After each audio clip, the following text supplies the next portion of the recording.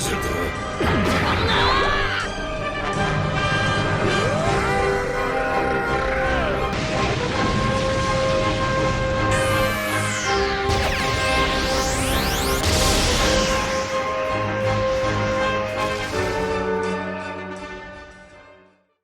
Waouh, One Piece chapitre 1047. Après avoir envoyé un éclair sur un empereur dans le plus grand des calmes, Luffy réitère en décidant d'envoyer un point géant de la taille de l'île d'Onigashima sur la créature la plus puissante du monde de One Piece, j'ai nommé Kaido. Après avoir révélé son Gear 5, s'être transformé en géant, après avoir subi les pires des dégâts, Luffy est toujours là souriant et plus confiant que jamais car il le sait, c'est maintenant que le despote doit tomber. C'est pour ce moment précis qu'Oden s'est sacrifié. Car oui, c'est Luffy, ou devrais-je dire Joy Boy, qui va libérer le peuple de Wano Kuni et enfin permettre à Momonosuke d'en ouvrir les frontières. Le deuxième chapitre du tome 104 nous laisse entrevoir le glas de la fin pour Kaido et il se peut que lui-même, comme on a pu le voir à la fin de ce chapitre, n'est absolument pas prêt pour l'attaque qu'il s'apprête à encaisser. Ohio Minna ici Afro Roshi, j'espère que vous avez la pêche car moi c'est le feu. Bienvenue sur notre bateau l'Afro Jackson et aujourd'hui on s'apprête à parler du chapitre 1047 de One Piece. Disponible légalement depuis ce dimanche sur le site de Glénat Manga Max. Un chapitre qui reste dans la lignée du précédent mais qui nous permet de théoriser et de pourquoi pas, durant cette vidéo, établir un top 10 des puissances de One Piece. Et autant vous dire que comme Luffy, je suis hype de fou,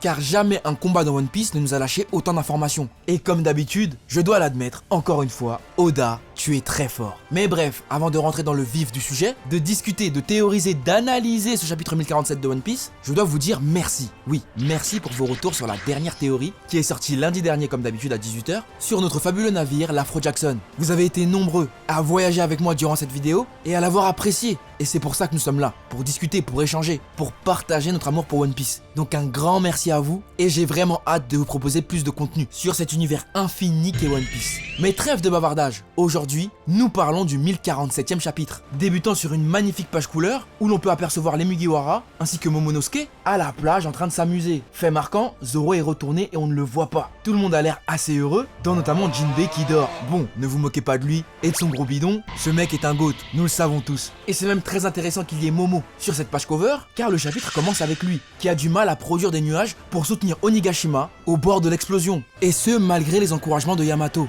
Encore une fois, la vie ne lui fait pas de cadeau, et ce pauvre Momonosuke a encore une fois, sur ses épaules, la vie de milliers de personnes. Et je dois vous avouer avoir été touché. Oui, touché, parce que depuis le début de cette histoire, s'il y a bien un individu qui souffre, c'est bien Momonosuke. Appelé à devenir le futur shogun de Wano Kuni, fils d'une légende de la piraterie et du pays des Wa, les responsabilités qui pèsent sur ses épaules sont énormissimes pour son jeune âge. Ce dernier est littéralement traumatisé et cela l'empêche réellement de pouvoir utiliser son fruit à son plein potentiel. Rendez-vous compte, ce dernier se remémore constamment le passé, et ce dès qu'il a un blocage, comme durant ce chapitre où il s'est souvenu que sa mère lui a donné la lourde mission de redonner sa grandeur au clan Kuzuki, et ce dans un château au bord des flammes. Et étant régi par les règles des samouraïs, Toki Kozuki était prête à mourir pour protéger son peuple et sa famille, car en plaçant tous ses espoirs en son fils, elle a pu faire comme Roger et Oden, parier sur le futur. Et encore une fois, dans un pays où l'honneur a plus de valeur que la vie, essayer de raisonner quelqu'un prêt à mourir, c'est le couvrir de honte et de déshonneur. Et même Momonosuke en a conscience, il n'est qu'un enfant. Mettez-vous 2 secondes à sa place. Imaginez que l'on vous confie le destin de tout un pays, si ce n'est le destin du monde tout entier, alors que vous n'êtes même pas majeur et vacciné. Dans les familles où le père meurt, le garçon devient le chef de famille et hérite ainsi de toutes les responsabilités et les bons, comme les mauvais côtés de ce que cela implique. Et Kinemon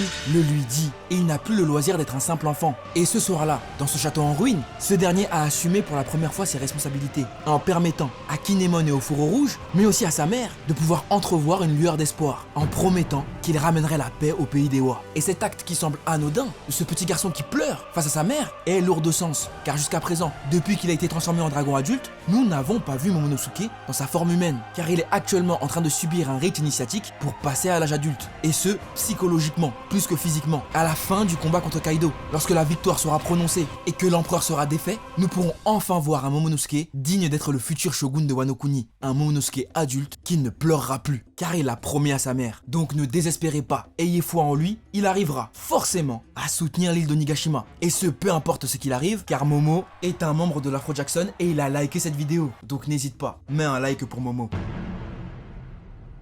Minna, 聞いてほしい。拙者はワノ国大名跡取り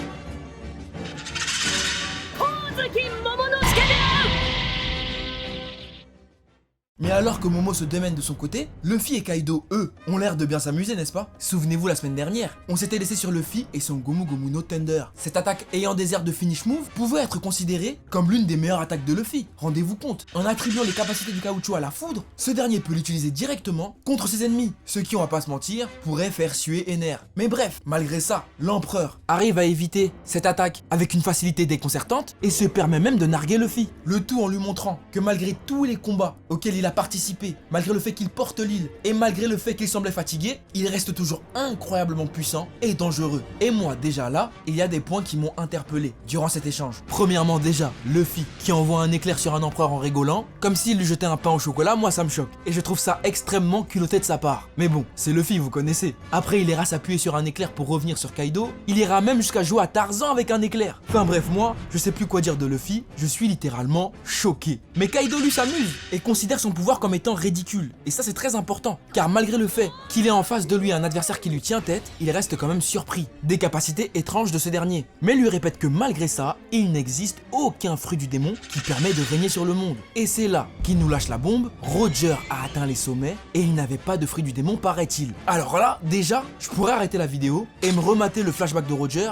et me dire ouais, franchement, si c'est bel et bien le cas, l'équipage de Roger était un équipage ovni. Sur les mers à l'époque, là où les fruits du démon étaient à la mode, rien que lui et Riley enterraient le game sans fruits, comme des vrais pirates à l'ancienne. Et ce serait extrêmement beau de penser ça, de se dire que le roi des pirates n'avait pas de fruits du démon, qu'aucun personnage dans son équipage n'en avait un, du moins à l'époque, et je ne compte pas Bullet, parce que même s'il est canon, il n'est pas resté jusqu'à la fin dans l'équipage de Roger, mais ce serait fort. Et d'ailleurs, Shanks, l'un des plus grands pirates actuellement, n'a pas de fruits du démon, comme son ancien capitaine. Et ça veut tout dire. Celui qui était au même niveau que Baggy à l'époque est aujourd'hui un monstre de puissance avec un haki qui arrive même à briser la coque du Moby Dick. Bref, le haki, c'est trop cheaté. Et ça, je veux bien l'accepter. Mais le problème, ce qui me dérange le plus dans cette phrase, c'est le paraît-il. Et ça, pour moi, c'est une information de ouf, parce que rendez-vous compte que la créature la plus puissante de ce monde n'est pas sûre que Roger ait un fruit du démon ou pas. Et peut-être même qu'il se base juste sur les capacités de son ancien capitaine, Shebeck, qui lui aussi, sans doute, n'avait pas de fruit du démon et avait juste un haki monstrueux qui lui a permis de régner sur les mers. Et ça voudrait aussi dire que Kaido n'est devenu puissant qu'une fois que l'ère de Roger fut terminée. Et qu'à l'époque, il n'avait pas le niveau et on devait même pas le calculer comme étant une puissance dangereuse du monde de One Piece. Et que c'est peut-être grâce à son fruit et son entraînement qu'il a pu plus tard obtenir son poste d'empereur. Mais tout cela m'amène à ce moment où, pour se faire kiffer, on peut faire un classement des puissances à top 10 du monde de One Piece all time. Et je te conseille vivement là maintenant de mettre ton top 10 dans les commentaires et de comparer avec celui que je vais te donner. Tu es prêt? Eh bien, à la première place, nous avons Shebeck. Ayant réuni tous les plus grands noms de la piraterie dans son équipage, on le sait, ce dernier doit être un monstre de puissance. C'est un fait. Ensuite, nous avons Barbe Blanche, qui je le rappelle, Prime peut détruire le monde. C'est acté, c'est dans le manga, tout le monde le sait. Ensuite, nous avons Roger et Garp à la même place. Le roi des pirates et son rival le plus distinct sont des monstres de puissance. Souvenez-vous, à Marineford, Garp était prêt à tuer Akainu. Et il aurait pu le faire. Et Roger, vous le savez, roi des pirates, il tient tête à Barbe Blanche, même en étant malade, il est impressionnant. À la quatrième place, nous avons Shiki. Shiki qui a réalisé l'exploit de s'évader d'Impel Down alors qu'il y avait Sengoku et Garp qui étaient présents. Cet homme est un crack, ne vous fiez pas au film. Ensuite, nous avons Barbe Noire, le Yami Yami no Mi et le Gura Gura no Mi. Cet homme a rétamé Marco. Marco qui peut tenir tête vite fait à des empereurs et en plus avec tous les secrets qu'il nous cache, son acquis des rois. La prochaine fois qu'on va le voir se battre, ça va être une dinguerie. Après Barbe Noire, nous avons Riley, le Seigneur des Ténèbres Prime, celui qui a arrêté Marco avec un doigt. Riley Prime, c'est quelque chose. Souviens-toi, durant la bataille de Barbe Blanche contre Roger, c'est le seul à la fin des 3 jours qui n'avait aucun bobo. Il n'était pas blessé. Ensuite, nous avons Shanks, acquis surpuissant, bref, un crack. Et je pense que Riley Prime était plus fort que Shanks. Quand même, Riley en a vu des adversaires, donc ne le sous-estimez pas. Ensuite, nous avons Luffy, puis Kaido, et enfin Big Mom. Ce top me paraît très logique, même si je vous avoue, j'ai envie de placer Big Mom beaucoup plus haut. Mais je le répète, c'est un top all-time. Et si vous n'êtes pas d'accord, n'hésitez surtout pas à reclasser ces personnages selon votre avis. Voilà, revenons-en au chapitre. Comme je le disais, le combat de Luffy Kaido continue, et à un moment, lorsque Luffy a attrapé Kaido par le callback, comme s'il allait le menacer, parce qu'il lui devait de l'argent,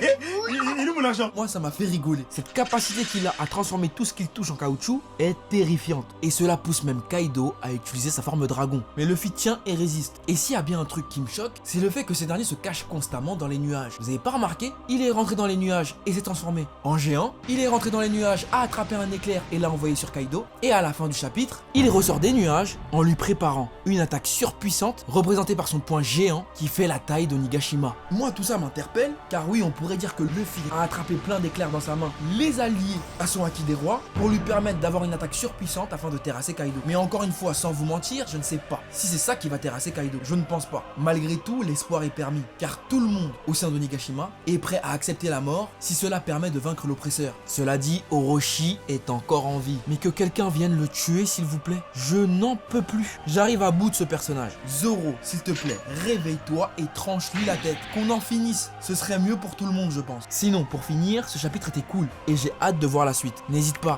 à lui mettre une note dans les commentaires. C'est la fin de cette vidéo. Merci d'être monté sur l'Afro Jackson aujourd'hui. N'hésite surtout pas à t'abonner et à liker pour ne plus jamais quitter le navire et suivre les aventures de Luffy avec nous. Et prolonge l'expérience en me suivant sur Twitch. Tous les soirs, nous sommes en live et sur Instagram pour ne jamais louper une notification. Je compte sur toi, soldat. Et quant à moi, je te dis à très vite sur l'Afro Jackson pour de nouvelles aventures. Prenez soin de vous. Bisous!